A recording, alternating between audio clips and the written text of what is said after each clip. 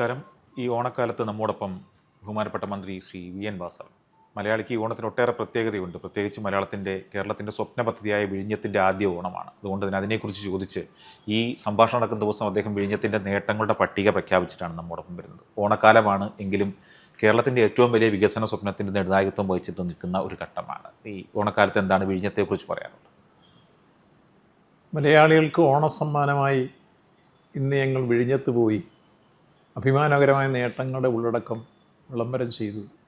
അതാണ് ആദ്യമായി സൂചിപ്പിക്കാനുള്ളത്. ഒരു വർഷക്കാലത്തിനുള്ളിൽ 10 ലക്ഷം കണ്ടെയ്നർ കൈകാര്യം ചെയ്യുന്ന അന്താരാഷ്ട്ര തുറമുഖമാക്കി ഇത് മാറ്റുമെന്ന് ഞങ്ങൾ പ്രഖ്യാപിച്ചിരുന്നു. 2024 ഡിസംബർ മാസം 3-ാം തീയതിയാണ് വാണിജ്യാടിസ്ഥാനത്തിൽ പ്രവർത്തനം ആരംഭിച്ചത്. ഇന്നിപ്പോൾ ആഗസ്റ്റ് മാസം 27. ഏതാണ്ട് 8 മാസക്കാലയളവിനുള്ളിൽ തന്നെ ഒരു വർഷം ഞങ്ങൾ പറഞ്ഞ ടാർഗറ്റ് അച്ചീവ് ചെയ്തിരിക്കുന്നു. ഇപ്പോൾ 10,12,000 കണ്ടെയ്നർ ആയത് ഇന്ന് പ്രഖ്യാപിച്ചിട്ടാണ് ഞാൻ വിഴിഞ്ഞത്ത് വരുന്നത്. രാവിലെ വിഴിഞ്ഞത്തായിരുന്നു. അതിൻ്റെ സന്തോഷസൂചകമായി ഒരു കേക്ക് മുറിച്ച് ജീവനക്കാരുമായി ആഹ്ലാദം പങ്കിടുകയുണ്ടായി. അപ്പോൾ അത് സൂചിപ്പിക്കുന്നത് കേരളത്തെ സംബന്ധിച്ചോളം അതിൻ്റെ പശ്ചാത്തല വികസന സൗകര്യ രംഗത്ത് പ്രത്യേകിച്ചും ഒരു ട്രാൻസ്ഷിപ്മെൻറ്റ് തുറമുഖം പ്രഖ്യാപിച്ച ആ നിമിഷം മുതൽ ഈ ഗവൺമെൻറ് കാണിക്കുന്ന അത് യാഥാർത്ഥ്യമാക്കാൻ വേണ്ടി കാണിച്ച താല്പര്യവും നിശ്ചയദാർഢ്യവും ആ നിലയിൽ മുന്നോട്ട് വന്ന് പ്രവർത്തനം ആരംഭിച്ചു കഴിഞ്ഞപ്പോൾ അതിൻ്റെ പൂർണ്ണാർത്ഥത്തിൽ ആദ്യഘട്ടത്തിൽ തന്നെ നമുക്ക് വിജയം കൈവരിക്കാൻ കഴിഞ്ഞു എന്നുള്ളതാണ്. ബഹുമാനപ്പെട്ട മുഖ്യമന്ത്രി ഈ കാര്യത്തിൽ വലിയ രൂപത്തിൽ ഇച്ഛാശക്തിയോടുകൂടി ഇടപെട്ട രംഗങ്ങൾ. ഒന്നിതിൻ്റെ തുടക്കത്തിൽ എല്ലാവർക്കും അറിയാവുന്ന പോലെ റോ മെറ്റീരിയലിൻ്റെ അഭാവം ഉണ്ടായിരുന്നു. 2ാം ഘട്ടം വന്നപ്പോൾ ഓഖി ദുരന്തം തടസ്സപ്പെട്ടു പണി കുറേ കാലം. 3ാം ഘട്ടം എത്തി 2018-ലെയും 19-ലെയും പ്രളയക്കെടുതി വന്നു. 4ാമത് കോവിഡ് എന്ന മഹാമാരി രൗദ്രഭാവം കൊണ്ടുവന്നപ്പോൾ നമ്മളെ വിഷമിപ്പിച്ചു, പണി നിർത്തിവെക്കേണ്ടി വന്നു. 5ാമതെത്തിയപ്പോഴേക്ക് ഒരു വിമോചന സമരത്തിൻ്റെ കാഹളം മുഴങ്ങി. എത്രയോ ദിവസങ്ങൾ സമരവുമായി ബന്ധപ്പെട്ട് തുറമുഖം അടച്ചിടേണ്ടി വരും, നിർമ്മാണം നിർത്തിവെക്കേണ്ടി വന്നു. അവസാനം ആ കാര്യത്തിൽ ഒരുപക്ഷെ വലിയ രൂപത്തിൽ ഇരമ്പിയാർത്ത് വന്ന ആ സമരമെല്ലാം സംസ്ഥാന ഗവൺമെൻറ് വിശേഷിയ ബഹുമാനപ്പെട്ട മുഖ്യമന്ത്രി ഇച്ഛാശക്തിയോടുകൂടി വളരെ തന്മയത്വത്തോടുകൂടി സഹിഷ്ണുതയോടുകൂടി സമയത്തോടുകൂടി ആ വിഷയം പരിഹരിക്കാൻ എടുത്ത നിലപാടാണ് ആ സമരം ഉൾപ്പെടെ ഒത്തുതീർപ്പുണ്ടായി ഈ പണി മുന്നോട്ട് കൊണ്ടുപോകാൻ ഇടവന്ന സാഹചര്യം. അതെല്ലാം തീർത്ത് അവിടുത്തെ മത്സ്യത്തൊഴിലാളികളുടെ പ്രശ്നങ്ങളുണ്ടായിരുന്നു, പ്രദേശനിവാസികളുടെ വിഷയങ്ങളുണ്ടായിരുന്നു, വിവിധ സാമൂഹ്യ ശക്തികളുടെ വിഷയങ്ങളുണ്ടായിരുന്നു. ഏതാണ്ട് 2 ഡസനോളം പ്രശ്നങ്ങൾ ഉന്നയിച്ചത് ബഹുമാനപ്പെട്ട ഫിഷറീസ് വകുപ്പ് മന്ത്രിയും ഞാനും ചേർന്ന് 1 ഡസനിലേറെ മീറ്റിംഗ് വിളിച്ചാണ് പലതും ചർച്ച ചെയ്ത് സെറ്റ് ചെയ്ത് അവസാനം തുറമുഖത്തിൻ്റെ കമ്മീഷൻ ഡേറ്റ് അടുത്തപ്പോൾ ഏതാണ്ട് പൊതുവിലുള്ള പ്രശ്നങ്ങൾ പരിഹരിക്കാൻ കഴിഞ്ഞു. ഇനിയും അവശേഷിക്കുന്ന ചില പ്രശ്നങ്ങളുണ്ട്, അത് വീണ്ടും ചർച്ച ചെയ്ത് പരിഹരിക്കും. എന്നിരുന്നാലും ഉദ്ഘാടനത്തിൻ്റെ സമയം എത്തുമ്പോഴേക്ക് പൊതുവായി അവർ ഉന്നയിക്കപ്പെട്ട പ്രശ്നങ്ങളിലെ പ്രധാനപ്പെട്ട വിഷയങ്ങളൊക്കെ തന്നെ പരിഹരിക്കാൻ കഴിഞ്ഞു. ഇനിയും ചിലത് പരിഹരിക്കാനുണ്ട്. ഉദ്ഘാടനം നടന്നത് നിങ്ങൾക്കെല്ലാം അറിയാൻ കഴിഞ്ഞ മെയ് മാസം 3-ാം തീയതിയാണ്. പക്ഷേ അതിനു മുമ്പ് തന്നെ വാണിജ്യാടിസ്ഥാനത്തിലുള്ള പ്രവർത്തനം ആരംഭിച്ചിരുന്നു. അത് 2024 ഡിസംബർ മാസം 3-ാം തീയതി തുടങ്ങി. ഇന്നിപ്പോൾ ആഗസ്റ്റ് 27. ഇവിടെ എത്തുമ്പോഴേക്കാണ് നമ്മൾ ഒരു വർഷം കൊണ്ട് കൈകാര്യം ചെയ്യാൻ തീരുമാനിച്ചിരുന്ന എത്തുവൻ പ്രതീക്ഷിച്ചിരുന്ന 10 ലക്ഷം അതിനു മുമ്പ് തന്നെ 8 മാസം കൊണ്ട് നമുക്ക് ആ നേട്ടം കൈവരിക്കാൻ കഴിഞ്ഞു. എന്ന് മാത്രമല്ല 460 ഷിപ്പുകൾ വന്നു പോയി എന്നുള്ളതാണ് മറ്റൊരു നേട്ടം. സർക്കാരിൻ്റെ 5ാം വർഷമാണ്. പൊതുവെ മാധ്യമപ്രവർത്തകർ പറയുന്ന മന്ത്രിമാരുടെ 5ാം ഓണം എന്നുള്ള നിലയിലാണ്. ഈ 5 വർഷത്തെ ഓണക്കാല അനുഭവങ്ങൾ ഈ ഓണമെന്ന് പറയുന്നൊരു ക്ഷേമസങ്കല്പത്തിൽ അടിസ്ഥാനപ്പെട്ടുള്ളതാണ്. അതുകൊണ്ട് തന്നെ ഈ ഓണത്തിൻ്റെ ക്ഷേമസങ്കല്പത്തിൽ ഈ സർക്കാരിന് എത്രമാത്രം ജനങ്ങൾക്കൊപ്പം നിൽക്കാൻ കഴിഞ്ഞു? പ്രത്യേകിച്ച് സഹകരണം പോലെ ഒരു വലിയ മേഖലയാണ് മറ്റൊന്ന് കൈകാര്യം ചെയ്യുന്നത്. ഈ 5 വർഷക്കാലത്തെ ഓണത്തിൻ്റെ തയ്യാറെടുപ്പിലും ഏറെ അഭിമാനത്തോടെ ആഹ്ലാദത്തോടെ ആരവങ്ങളോടെ ഓണത്തെ വരവേൽക്കാൻ മലയാളികൾക്ക് പശ്ചാത്തല സൗകര്യം ഒരുക്കുന്ന രംഗത്ത് സഹകരണ വകുപ്പ് വലിയ ചുമതലയേറ്റെടുത്ത് നിർവഹിക്കുകയുണ്ടായി. അതിൻ്റെ ഏറ്റവും അവസാനത്തെ ഉദാഹരണമാണ് ഇന്നലെ ബഹുമാനപ്പെട്ട മുഖ്യമന്ത്രി സ്റ്റാച്യൂവിൽ ഉദ്ഘാടനം ചെയ്ത കൺസ്യൂമർ ഫെഡിൻ്റെ ഓണം മാർക്കറ്റ്. 1800 മാർക്കറ്റാണ് കേരളത്തിൽ വിവിധ സഹകരണ സംഘങ്ങൾ വഴി കുറഞ്ഞ വിലയ്ക്ക് സാധനങ്ങൾ എത്തിച്ചു കൊടുക്കാൻ സഹകരണ വകുപ്പ് തയ്യാറാക്കിയിരിക്കുന്നത്. 13 ഇനങ്ങൾ സബ്സിഡിയോടുകൂടി കൊടുക്കും. അത് 10% മുതൽ 40% വരെയുള്ള സബ്സിഡി ഉണ്ട്. ചില ബ്രാൻഡഡ് പ്രോഡക്റ്റുകളും സബ്സിഡിയോടുകൂടി കൊടുക്കുന്നു. ആ സബ്സിഡിയോടുകൂടി കൊടുക്കുന്ന ഉൾപ്പെടെ 280 കോടി രൂപയുടെ സാധനങ്ങൾ ഇന്നലെ സ്റ്റോക്ക് ചെയ്തുകൊണ്ടാണ് ഇത് പ്രവർത്തനം ആരംഭിച്ചത്. മറ്റൊന്ന്, നാട്ടിൻപ്രദേശങ്ങളിൽ കൃഷി ചെയ്ത് ഉൽപ്പാദിപ്പിക്കുന്ന സഹകരണ സംഘങ്ങൾ വഴി ഉൽപ്പാദിപ്പിക്കുന്ന ജൈവ വൈവിധ്യങ്ങളെ പ്രയോജനപ്പെടുത്തിയുള്ള ഉൽപ്പന്നങ്ങൾ, അതിൽ പച്ചക്കറി വിഭവങ്ങളെല്ലാം ഉണ്ട്. അതിൽ രണ്ട് ഗുണമുള്ളത്, ഒന്ന് ജൈവവളങ്ങൾ മാത്രം ഉപയോഗിച്ചും, അതാണ് ജൈവ വൈവിധ്യമെന്ന് സൂചിപ്പിച്ചത്. രണ്ട് രാസവളങ്ങൾ പ്രയോഗിക്കാതെ ഉൽപ്പാദിപ്പിക്കുന്നത്, കീടനാശിനികൾ ഉപയോഗിക്കാതെ ഉൽപ്പാദിപ്പിക്കുന്നത്, എന്നുവെച്ചാൽ വിഷലിപ്തമായ അന്തരീക്ഷം ഭക്ഷണ വിഭവങ്ങൾ ഉണ്ടാവാത്ത സാഹചര്യം സൃഷ്ടിക്കുന്ന ഉൽപ്പന്നങ്ങൾ. അതോടൊപ്പം അതിന് വിലയും കുറവാണ്. ഈ രണ്ട് ഗുണം ഇത് വാങ്ങുമ്പോൾ കിട്ടും എന്നുള്ളതാണ് ഞങ്ങൾ വാങ്ങിയിട്ടുള്ള വെളിച്ചെണ്ണ. സഹകരണ സംഘത്തിലെ വെളിച്ചെണ്ണ മാത്രമേ വാങ്ങിയിട്ടുള്ളൂ.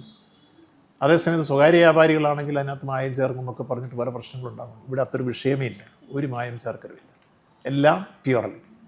അപ്പോൾ ഏറ്റവും നല്ല ക്വാളിറ്റിയുള്ള ഉൽപ്പന്നങ്ങൾ സഹകരണ മേഖലയിൽ ഇപ്പം 410ഓളം ഇനങ്ങൾ ഉൽപ്പാദിപ്പിക്കുന്നുണ്ട്, പച്ചക്കറികൾ ഉൾപ്പെടെ.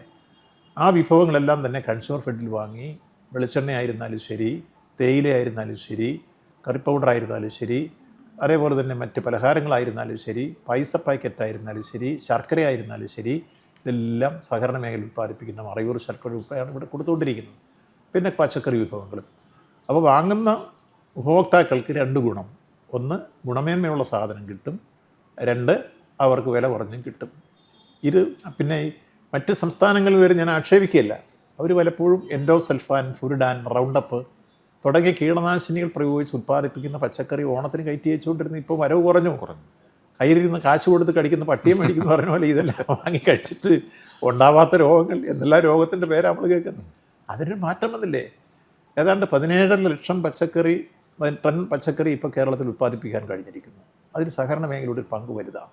ഇപ്പോൾ സഹകരണ മേഖല അത്തരം പ്രോഡക്റ്റുകൾ എക്സ്പോർട്ട് ചെയ്ത് തുടങ്ങി. ഡൊമസ്റ്റിക് മാർക്കറ്റിലും ഇൻ്റർനാഷണൽ മാർക്കറ്റിലും നമ്മുടെ പ്രോഡക്റ്റുകൾ എത്താൻ തുടങ്ങി.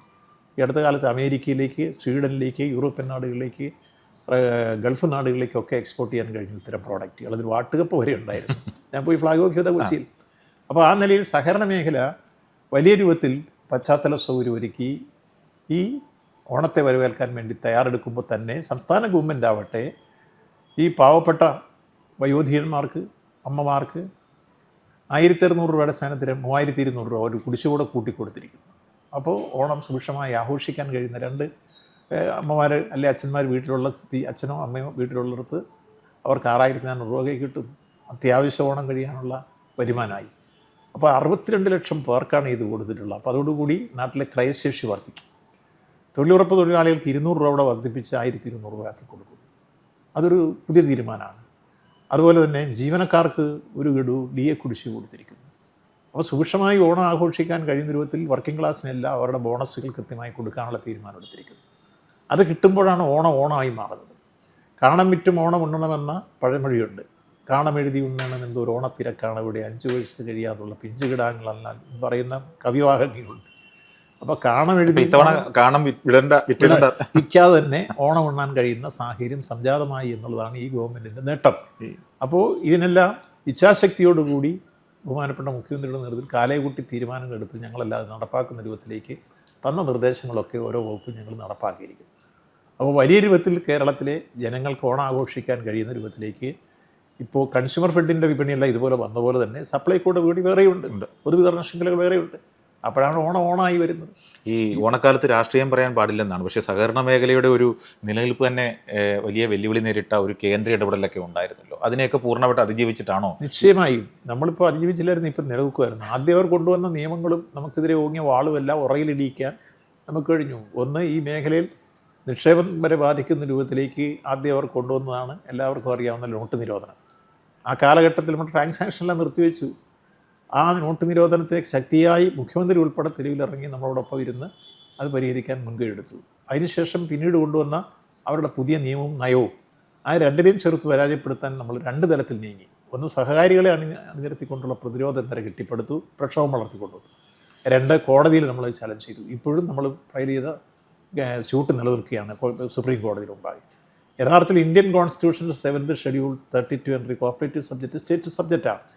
ആ സബ്ജക്റ്റ് യഥാർത്ഥത്തിൽ കേന്ദ്രം കവർന്നെടുക്കേണ്ട കാര്യമില്ല. ബഹുമാനപ്പെട്ട കേരള സുപ്രീം കോടതിയുടെ ഭരണഘടനാ ബെഞ്ചിൻ്റെ സുപ്രധാനമായ വിധിയും കോൺസ്റ്റിറ്റ്യൂഷനെ മുറുകെ പിടിച്ചുകൊണ്ട് തന്നെയാണ്. ആ കോൺസ്റ്റിറ്റ്യൂഷൻ തന്നെ ഉദ്ധരിച്ചുകൊണ്ട് കോടതി പറഞ്ഞു ഇത് സ്റ്റേറ്റ് സബ്ജക്റ്റാണ്. പക്ഷേ കേന്ദ്രം വിടുന്നില്ല. വീണ്ടും എൻ്റെ പ്രധാനപ്പെട്ട കാരണം ഇന്ന് സഹകരണ മേഖലയുടെ നിക്ഷേപത്തിൻ്റെ 71% കേരളമാണ്, ക്രെഡിറ്റ് സംഘങ്ങളിൽ. ആ വലിയ തുക എടുക്കുമ്പോൾ 2.5 ലക്ഷം കോടി രൂപ കെട്ടിക്കിടക്കുകയാണ് സഹകരണ മേഖല. അത് ലക്ഷ്യമിട്ടുകൊണ്ടാണ് ഒരു വേതാളക്കഴുകനെ പോലെ ഇതിൻ്റെ മേലെ വട്ടവിട്ട് പറക്കുന്ന പല കൂട്ടരും റോന്തി വിറ്റിക്കൊണ്ടിരിക്കുന്നത്. അതിന് നല്ല സംരക്ഷണം കൊടുത്തുകൊണ്ട് ഞങ്ങൾ രംഗത്തോട്ടിറങ്ങിയപ്പോൾ നമുക്ക് നിക്ഷേപത്തിൽ വർധന വന്നു, ലോൺ ഔട്ട്സ്റ്റാൻഡിങ് വർധന വന്നു. ഇപ്പോൾ കേരള ബാങ്ക് കേരളത്തിലെ 5 ബാങ്കുകളിൽ ഒന്നായി ഉയർന്നു. 5 ബാങ്കുകൾ എന്ന് പറയുന്നത്, ഒന്ന് state bank of India SIB, 2 Canara bank, 3 federal bank, 4 Kerala bank, 5 HDFC. ഈ 5 ബാങ്കുകൾക്കാണ് 50,000 കോടിയിൽ പരം രൂപ ഇപ്പോൾ ലോൺ ഔട്ട്സ്റ്റാൻഡിങ് ഉള്ളത്. 45 ബാങ്ക് ഉള്ളിടത്താണെന്ന് ഓർക്കണം. 45 ബാങ്ക് കേരളത്തിലോടത്ത് ഈ 5 ബാങ്കുകൾക്ക് ഇപ്പോൾ 50,000 കോടിക്ക് മുകളിൽ വായ്പ കൊടുക്കാൻ കഴിയും. അപ്പോൾ കൃഷിക്കാരെ സംരക്ഷിക്കുന്നതിനും സാധാരണക്കാർക്ക് വായ്പാ സ്വപ്നങ്ങൾ സാക്ഷാത്കരിക്കുന്നതിനും കേരള ബാങ്ക് സഹകരണ മേഖലയിൽ കൊണ്ട് വലിയ രൂപത്തിലുള്ള നേട്ടങ്ങൾ കൈവരിച്ചു. എന്ന് മാത്രമല്ല, സഹകരണ മേഖല സാമൂഹ്യ പ്രതിബദ്ധതയോടുകൂടി പ്രവർത്തിക്കുന്നു എന്നുള്ളതിൻ്റെ ഏറ്റവും നല്ല ദൃഷ്ടാന്തങ്ങൾ ഏറ്റവും അവസാനത്തത് വയനാട് ദുരന്തമുണ്ടായപ്പോൾ 6,40,00,000 എന്നുവെച്ചാൽ 640 ലക്ഷം രൂപ മൺമറഞ്ഞവരുടെയും ജീവിച്ചിരിക്കുന്നവരുടെയും ആയിട്ടുള്ള കുടിശ്ശികയുണ്ടായിരുന്നു, നടപടിയായി കിടക്കുന്നു. അത് മുഴുവൻ റൈറ്റ് ഓഫ് ചെയ്യാൻ ആദ്യം തീരുമാനിച്ചത് സഹകരണ മേഖലയാണ്, കേരള ബാങ്കാണ്. അതാണ് ബഹുമാനപ്പെട്ട കേരള ഹൈക്കോടതി അടുത്ത കാലത്ത് ഒരു ഒബ്സർവേഷൻ ചോദ്യം ഉന്നയിച്ചു കേന്ദ്രത്തോട്, മറ്റ് ബാങ്കുകളോട്. നാഷണലൈസ്ഡ് ബാങ്ക് ഒരു പൈസ എഴുതി തള്ളിയില്ല, കൊമേഴ്സ്യൽ ബാങ്ക് ചെയ്തില്ല. കേരള ബാങ്കിനെ നിങ്ങൾക്ക് മാതൃകയാക്കി കൂടെ എന്ന് ബഹുമാനപ്പെട്ട കേരള ഹൈക്കോടതി ചോദിച്ച രംഗം ഞങ്ങൾ വളരെ രോമാഞ്ചജനകമായ ഒരു അനുഭൂതി ഞങ്ങൾക്കുണ്ടാക്കി. കാരണം സാമൂഹ്യ പ്രതിബദ്ധതയോടെ സഹകരണ മേഖല പ്രവർത്തിക്കുന്നത്. പ്രളയം വന്നു, 2300-ൽ പരം വീട് വെച്ച് കൊടുത്തത് സൗജന്യമായി സഹകരണ മേഖലയുള്ളൂ. കോവിഡ് വന്നു, എല്ലായിടത്തും കമ്മ്യൂണിറ്റി കിച്ചൺ തുടങ്ങിക്കൊടുത്തത് സഹകരണ മേഖലയാണ്. പലിശരഹിത വായ്പ വേണമായിരുന്നു നമുക്ക് കുട്ടികൾക്ക് ഓൺലൈൻ വിദ്യാഭ്യാസം, മൊബൈൽ വാങ്ങാൻ, അത് കൊടുത്ത ഏക സാമ്പത്തിക സംഘം സഹകരണ മേഖലയാണ്. അപ്പോൾ സഹകരണ മേഖലയുടെ സാമൂഹ്യ പ്രതിബദ്ധത ആവർത്തിച്ചുറപ്പിച്ച് തെളിയിച്ചുകൊണ്ടാണ് ഈ മേഖല മുന്നോട്ട് പോയിക്കൊണ്ടിരിക്കുന്നത്. ഈ ഓണക്കാല സംഭാഷണം വളരെ ഗൗരവമായി പോകാതിരിക്കാൻ വേണ്ടി ഈ സാധാരണ പൊതുപ്രവർത്തകരുടെ ഓണം നാട്ടിലും ഈ ജനങ്ങൾക്കിടയിലുമാണ്. വാസവൻ ചേട്ടൻ്റെ ഓണം എങ്ങനെയാണ് സാധാരണ?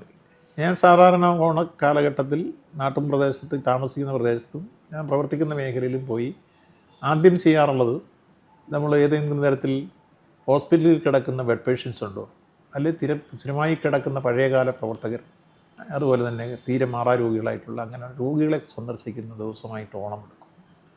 ആ കാലഘട്ടത്തിൽ കൃത്യമായി അവർക്ക് മരുന്നോ വസ്ത്രമോ ഭക്ഷണമോ കിട്ടാത്തതുണ്ടോ അങ്ങനെയുള്ളതൊക്കെ പോയി അന്വേഷിക്കും.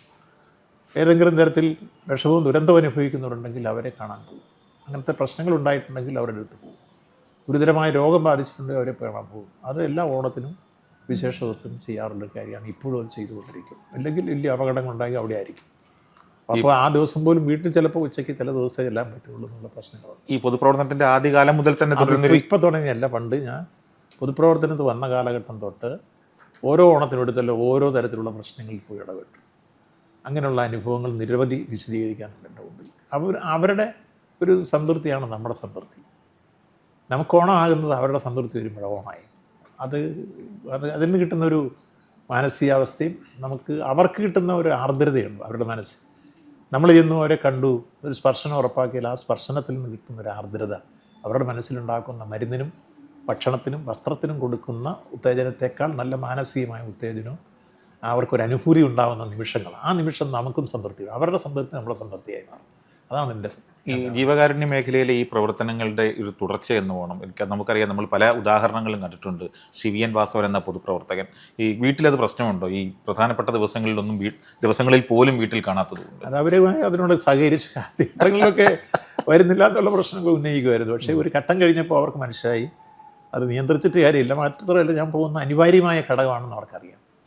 നമുക്ക് അത്തരത്തിലുള്ള പ്രവർത്തനം ഇതിപ്പോൾ ചെറുപ്പം മുതൽ സ്വീകരിച്ചതാണ്. ഈ കോട്ടയത്തുകാർ പറയുന്ന ഒരു പ്രധാനപ്പെട്ട കാര്യമുണ്ട്, ഫയർഫോഴ്സ് വാഹനത്തേക്കാൾ വേഗത്തിലാണ് ശ്രീ വി എൻ വാസവൻ്റെ വാഹനം പോകുന്നതെന്നാണ്. പണ്ട് മുതലേ ഞാൻ അങ്ങനെ പോയിട്ടുണ്ട് നിരവധി സ്ഥലങ്ങളിൽ. ചിലപ്പോൾ വിളിക്കും, എന്നെ അറിയിച്ച്, ഞാൻ MLA ആയിരുന്ന ഘട്ടത്തിൽ ആൾ പറയും, ഒരാളെ അറിയിച്ചാൽ 3 കൂട്ടർ വരും. എന്നെ വിളിച്ചാൽ ഫയർഫോഴ്സ് വരും, പോലീസ് വരും, പ്രത്യേകം കാര്യങ്ങൾ നടക്കും. അങ്ങനെ നിരവധി രംഗത്ത് ഞാൻ ആദ്യം ചെയ്തതിന് ശേഷം പോലീസ് വന്നേയുള്ള സ്ഥലമുണ്ട്.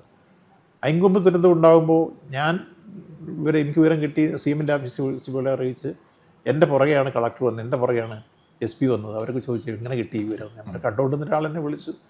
അപ്പോൾ കണ്ടുകൊണ്ട് നിൽക്കുന്ന ആളുകൾ പോലീസിനെയും ഫയർഫോഴ്സിനെയും വിളിക്കുന്നതിന് മുമ്പേ പലപ്പോഴും എന്നെ വിളിക്കാറുണ്ട്. ചങ്ങനാശ്ശേരി ടിപ്പറപടം ഉണ്ടായപ്പോഴും, അതുപോലെ തന്നെ നമ്മുടെ തുരുത്തിയിലൊരു അടിലോടൊരു മുകളിലിരുന്ന ആളുകൾ അടിയിൽ പോയപ്പോഴും ആദ്യം വിളിച്ചത് തന്നെയാണ്.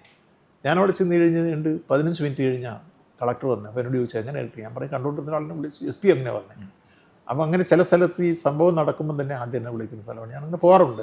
ചെല്ലുമെന്നുള്ളതുകൊണ്ടാണ് അവർ വിളിക്കുന്നത്. ഏത് പാതിരായാലും അങ്ങനെ ഒരു ദുരന്തമുണ്ട്, പ്രയാസമുണ്ടെന്ന് അറിഞ്ഞു കഴിഞ്ഞാൽ പോയ നിരവധി രംഗങ്ങൾ ഉണ്ട്. അത്തരത്തിലുള്ള സംഭവം ഉള്ളതുകൊണ്ട് ആളുകൾ അത് ഏത് ചെറുതും വലുതുമായ പ്രശ്നത്തെ വിളിക്കാറുണ്ട്. ഒരിക്കൽ ഒരു സ്ഥലത്ത് ഒരു പോത്ത് വരണ്ട്, പോത്ത് വരണ്ടിട്ട് ഇങ്ങനെ CMS സ്കൂളിൽ ഇപ്പോൾ കോട്ടയത്ത് വെച്ചാൽ അറിയാം, ആ സ്കൂളിൽ പോത്ത് വരണ്ടിട്ട് കുട്ടികളെല്ലാം 10,500 കുട്ടികളുടെ സ്കൂളാണ്, എല്ലാം കറകടച്ചകത്ത് കയറ്റിച്ചു. അധ്യാപകരെല്ലാം വരണ്ടു. എല്ലാവരും ഒരാളെന്നെ വിളിച്ചു പറഞ്ഞു അവിടെ പോത്ത് വരണ്ടിരിക്കുന്നു, വല്ലാത്ത കുഴപ്പമാണ്, ഗ്രൗണ്ടിൽ ഓടിക്കൊണ്ടിരിക്കുക, അടുത്തവൻ തകർത്തുകളെ. അപ്പോൾ ഞാൻ ഓടി അവിടെ ചെന്ന് കഴിഞ്ഞപ്പോൾ മുകളിൽ നിന്ന് നോക്കുമ്പോൾ പോത്ത് വല്ലാതെ പരാക്രമം എടുത്ത് ഓടിക്കൊണ്ടിരിക്കുക. പോലീസിനെ അറിയിച്ച് പോലീസ് വന്നു. പോലീസ് അവസാനം ഷൂട്ട് ചെയ്യാനുള്ള കാര്യങ്ങളിലേക്ക് കിടന്നു, പല രൂപത്തിലായി. അപ്പോൾ ഒരു ആളപ്പോൾ ആ സമയത്ത് അവിടെ വന്നു, അയാളൊരു കശാപ്പുകാരനാണ്. അപ്പോൾ അയാൾ എൻ്റെ ഒരിക്കൽ ഒരു വിദ്യ പറഞ്ഞു. ആ വിദ്യ പറഞ്ഞായിരുന്നില്ല, ഇതിന് വേറൊരു പണിയുണ്ടെന്ന് പറഞ്ഞു. ഈ പോത്ത് നിൽക്കും, ഒരു എരുമയെ കൊണ്ടാക്കി. അപ്പോൾ എനിക്കും തോന്നി ഇത് വെടിവെക്കാതെ പെട്ടെന്ന് തൊട്ടടുത്ത് ഇയാൾ കശാപ്പുകാരനായിട്ട് ഇവിടെ ശാലയിൽ നിൽപ്പുണ്ടെന്ന് പറഞ്ഞു. എന്നാൽ പിന്നെ പെട്ടെന്ന് പോയി കൊണ്ടുവരാൻ പറഞ്ഞ് അയാൾ ലോറിയും കൊണ്ടുപോയി ഇതും കൊണ്ടുവന്ന് ഇത് കൊണ്ട് കെട്ടി ഈ പോത്ത് ഇങ്ങേ സൈഡിലേക്ക് ഓടിയപ്പോൾ അങ്ങേ സ്ഥലത്ത് കൊണ്ട് എരുമയെ കൊണ്ടി മരത്തെ കെട്ടി. ഏതാണ്ട് ഇവൻ റൗണ്ട് വെച്ച് തിരിച്ച എരുമയുടെ ഇരിക്കും ചെന്ന് നിന്നു. അവിടെ ഇട്ട് അതിനെ കുടുക്കിട്ട് പിടിച്ചാണ്. ആളുകളെല്ലാം വരേണ്ട ഒരു സംഭവമാണ്. അതൊരു ഞാൻ പറയാം, പെട്ടെന്ന് ആളുകൾ അന്നേരം വിളിച്ചപ്പോൾ പോയി നമുക്ക് ചെയ്യാൻ തോന്നിയ ഒരു ചെറിയ പ്രായോഗിക രൂപമാണ്. നമ്മൾ ഈ ചില ആളുകളെ ചില അഡ്വൈസ് നമുക്ക് പ്രയോജനപ്പെടുത്താൻ കഴിയും. അതുപോലെ ഒരിക്കൽ പേപ്പട്ടി മെഡിക്കൽ കോളേജ് ഭാഗത്ത് നിരവധി ആളുകളെ കടിച്ചു പേപ്പട്ടി. അപ്പോൾ ഒരാളിനെ വിളിച്ച് പറഞ്ഞു പേപ്പട്ടി ഇങ്ങനെ വിട്ടു പോകുന്നുണ്ട്, കോട്ടയത്തേക്കാണ് പോകുന്നത്, ടടത്ത് കയറി വലിയ പ്രശ്നമാവും. അപ്പോൾ രാത്രി 8 മണി കഴിഞ്ഞു. ഞാനപ്പോൾ ഒരു ജീപ്പ് എടുത്തിട്ട് ജീപ്പിൽ കയറി അതിൻ്റെ ഫ്രണ്ടിൽ ഇരുന്നിട്ട് ചെന്ന് ഞാൻ ഇതിനെ ലൊക്കേറ്റ് ചെയ്തു പട്ടിയെ. എന്നിട്ട് അതിൻ്റെ മുമ്പിൽ ഞാൻ ജീപ്പ് വിട്ട് വന്ന എല്ലാ കടകളിലും കയറി ടൗണിൽ വന്ന് ഈ തട്ടുകടയുടെയൊക്കെ, അപ്പോൾ രാത്രി 11 മണിയോടെടുത്തു ഈ ടൗണിൽ വരുമ്പം തട്ടുകടയ്ക്ക് ഒക്കെ ആളുകൾ നിന്ന് ഞാൻ എല്ലാം ഇറങ്ങി പറഞ്ഞു എല്ലാവരും മാറിക്കും ഇങ്ങനൊരു സാധനം വരുന്നുണ്ടെന്ന്. അപ്പോൾ ആ ഇരുട്ടായതുകൊണ്ട് പിന്നെ ഓടിച്ചിട്ട് തല്ലിക്കൊല്ലാനും പ്രശ്നമാണ്. അപ്പോൾ അത് വന്നിട്ട് എല്ലാവരും ഇറങ്ങി ഓടി മാറാൻ തുടങ്ങി. അവസാനം ഒരാൾ മാറാതെ നിന്നു, അവരുടെ കടി കിട്ടി. അവസാനം ആ പട്ടിയുടെ പുറകെ നമ്മൾ ആളെ അയച്ചിട്ട് പിറ്റേ ദിവസം യൂണിയൻ ക്ലബിൻ്റെ ഒരിക്കൽ വെച്ചിട്ട് അത് തല്ലിക്കൊല്ലുന്ന സാഹചര്യമാണ്. 36 പേരെ മറ്റേ അതിനിടയ്ക്ക് കഴിച്ചു. അപ്പം നമ്മൾ ആ സമയത്ത് ഇടപെട്ടുകൊണ്ട് നിരവധി ആളുകൾ പട്ടണത്തിലെ കടിയേക്കാർ മാറി. അത് സംഭവം അന്ന് ഒരു പത്രക്കാരൻ വന്ന് പടം എടുത്തിട്ട് ഞാൻ ഓടുന്നു, പട്ടി പടം എടുത്തു വരുന്നു, ഇപ്പോഴും ഞാൻ ഓർക്കുന്നുണ്ട്. അങ്ങനെ ചില സംഭവങ്ങളിൽ ഈ മനുഷ്യനെ സഹായിക്കാൻ അതിൻ്റെതൊന്നും സമയോചിതമായിട്ടുള്ള പാമ്പ് കയറിയ ഒരു സ്ഥലത്ത് നിന്ന് ഒരിക്കൽ പലരും വിചാരിച്ചിട്ടാക്കാൻ പറ്റുന്ന രാത്രി വിളിച്ചു ഞാൻ പോയിരുന്നു. ഞാൻ ആ കൊല്ലത്തുനിന്ന് മുരുകനെ വിളിച്ചു വരുത്തിയിട്ട് ആ പാമ്പ് പിടിക്കാൻ അവിടെ ഏർപ്പാട്. അതുപോലെ ബാബാ സുരേഷിന് ജീവൻ പോകുന്ന ഒരു സമയം വന്നല്ലോ, അത് 20% കൂടുതൽ രക്ഷപ്പെട്ടില്ലെന്ന് അവർ പറഞ്ഞു. പക്ഷേ ഞാൻ ആ ഭാരത ആശുപത്രിയിൽ നിന്ന് അപ്പം തന്നെ അറസ്റ്റ് ചെയ്ത് പോലെ എടുത്തുകൊണ്ട് പോയി മെഡിക്കൽ കോളേജിൽ ക്രിട്ടിക്കൽ കെയർ ICU ഓപ്പൺ ചെയ്ത് ഞാൻ പൈലറ്റ് ചെയ്തത്. എൻ്റെ മന്ത്രിവാഹനം പൈലറ്റ് ചെയ്ത് ആംബുലൻസെ കയറ്റി പുള്ളിയെ കൊണ്ടുപോയി. ഏതാണ്ട് 3 ദിവസം കൊണ്ടാണ് പുള്ളിക്ക് ബോധം വേണം. പുള്ളി പറഞ്ഞു ഒരു പുനർജന്മമാണെന്ന് അദ്ദേഹം പറഞ്ഞിരുന്നത്. ഡോക്ടർമാരും പറഞ്ഞു. ഏറ്റവും നല്ല ഓണ ഓർമ്മ ഏതാണ്? അങ്ങനെ എടുത്തു പറയാൻ പറ്റുന്ന എനിക്കെല്ലാം എല്ലാ ഓണത്തും ഒരു പ്രത്യേകം എടുത്ത് പറയാൻ സൂക്ഷ്മമായി ഓണം നാട്ടുകാരാഘോഷിക്കുമ്പോൾ ഞാൻ അതിൻ്റെ കൂടെ കൂടുക നല്ല ഓണമായിട്ട് വരും. ഇപ്പോൾ ഈ വർഷത്തെ ഓണം വരുന്നിടത്ത് പൊതുവിൽ ഇപ്പം നമ്മുടെ മുമ്പിൽ ഇതുവരെ വലിയ രീതിയിലുള്ള ദുരന്തങ്ങൾ ഒന്നും നിലവിലില്ല. എല്ലാവർക്കും ഓണം സൂക്ഷ്മമായി ആഘോഷിക്കാനുള്ള വക ഗവൺമെൻറ് നൽകുന്നു. പ്രയാസം അനുഭവിക്കുന്നൊരു കൂട്ടരും ഇപ്പോൾ നമ്മുടെ മുമ്പിലില്ല. നമുക്കത് അതാണ് സംതൃപ്തി, ജനങ്ങളുടെ സംതൃപ്തി, നമ്മുടെ ഓണം സന്തോഷം. അപ്പോൾ ജനങ്ങൾക്ക് എന്തെങ്കിലും ബുദ്ധിമുട്ട് വന്നാൽ നമ്മൾ എന്ത് ആഘോഷം ഉണ്ടെന്ന് പറയുന്നത് നമുക്ക് മനസ്സിനൊരു സംതൃപ്തി വരില്ല.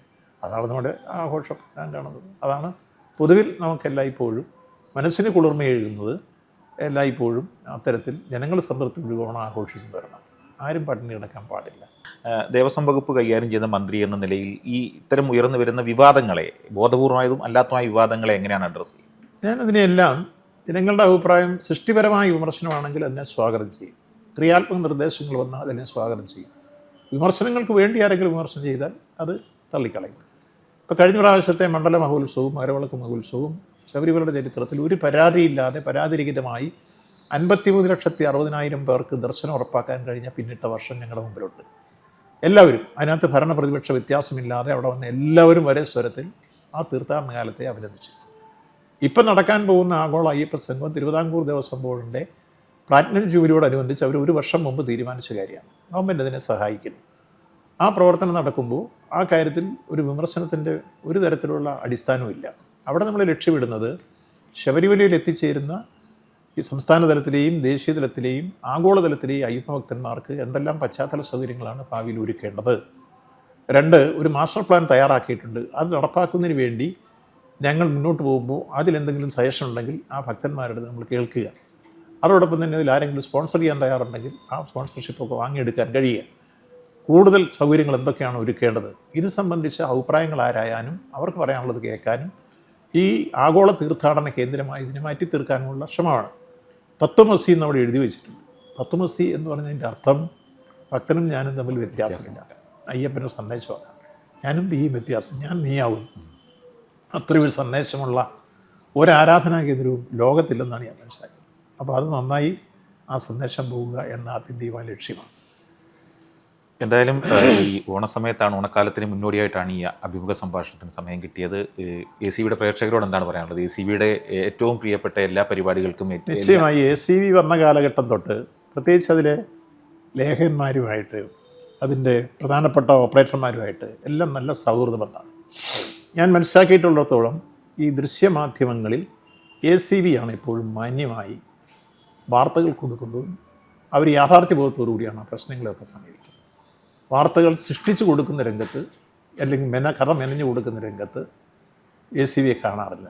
അതൊരു ഗുണപരമായ നിലപാടാണ് ACV എന്നാണ് ഞാൻ പറയുന്നത്. ഞാൻ ഓപ്പണായി പറയാറുണ്ട്. അവർ കാര്യങ്ങൾ മനസ്സിലാക്കിയിട്ട് ഉള്ള വാർത്ത കൊടുക്കും. അതിന് അവരെ കൊടുക്കണമല്ലോ. അതേസമയത്ത് ചില ആളുകളെ ഈ നമുക്ക് പല ഗോസിപ്പുകളുണ്ട് പത്രക്കാരുടെ ഭാഷയിൽ പറഞ്ഞാൽ അതുൾപ്പെടെ ഒരു വാർത്ത മെനഞ്ഞെടുത്ത് വാർത്തയ്ക്ക് വേണ്ടി വാർത്ത ഉണ്ടാക്കുന്നത് ACV കാണാറില്ല.